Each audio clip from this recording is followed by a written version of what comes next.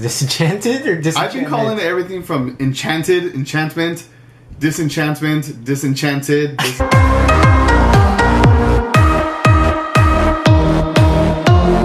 Hey everybody, what's up? It's Marlon. So today I'm actually going to have a guest with me. He's not just a guest, but he is one of my friends. So Andy is someone who I did my very first cosplay with at a convention, and we also used to podcast together back in the day. He is a veteran.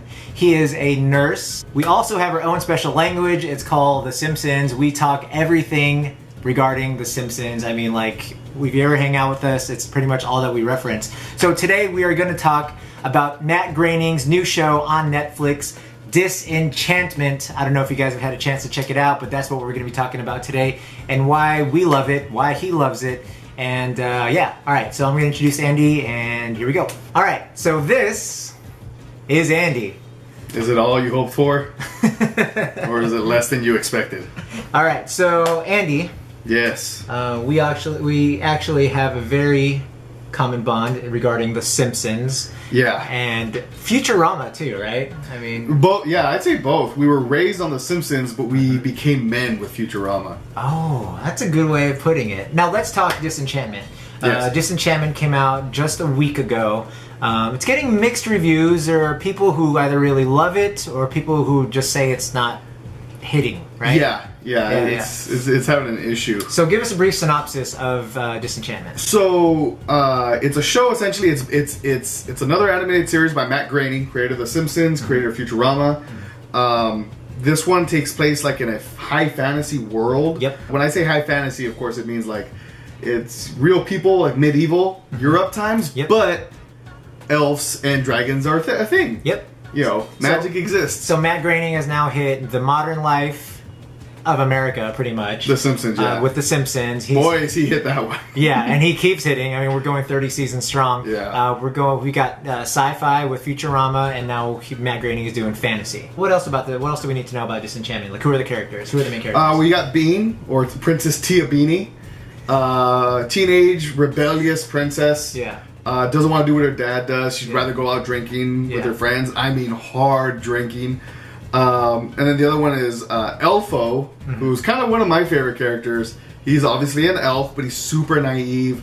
Just literally stepped into our world, I guess would be like our the world. real world. The real world, and he just wants to explore stuff. And of course, he has the worst influences in Princess Tia Beanie. And the third main character is going to be Lucy, the demon. which is, most people have a guardian angel. Lucy, or Tia Beanie, has a guardian demon? Yeah, and everybody thinks it's like a cat. Everybody thinks it's a talking cat, which everybody's okay with a talking cat. I think it's great. I want to know why you think it's great. And we could start with like the voice casting, the cast of characters, because we know that Matt Groening, it's just going to be top level. Yeah, it really is. As far as bringing the ensemble together. So let's talk about that. So one thing I realized when me and you first started doing cons was how much we appreciate voice actors. Yes. Because they are the voice of our childhood. Yeah. So voice acting is huge, and so we recognize some of the voices in the cast. The primary voice cast is 3 actors who aren't as established. Eric Andre is a comedian. Nate Faxon, he's a comedic actor, does some drama stuff.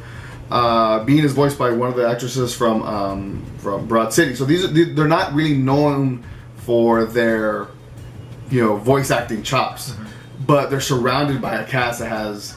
Yeah. Again, Joe DiMaggio, Maurice LaMarche, Phil LaMarr, Tress MacNeille. Yeah, I mean, they got literally the best actors from both the Simpsons cast, which is very established, but the Simpsons like side cast as well as Futurama's cast. Right.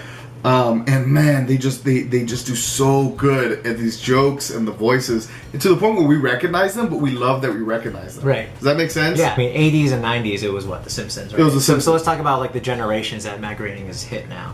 Well, yeah, I mean, it really is generational. We grew up on The Simpsons. A comedic look at everyday suburban life. It really like highlighted that nuclear family, right? It did.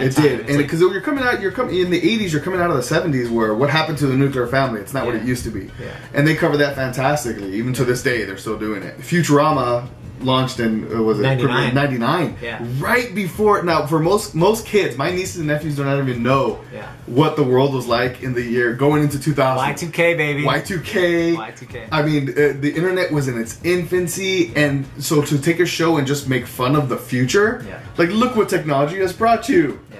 You know, Yeah. you have Hypnotoads. Yeah, exactly. Well, now this one's in the high fantasy. It literally goes back in time. It's high fantasy.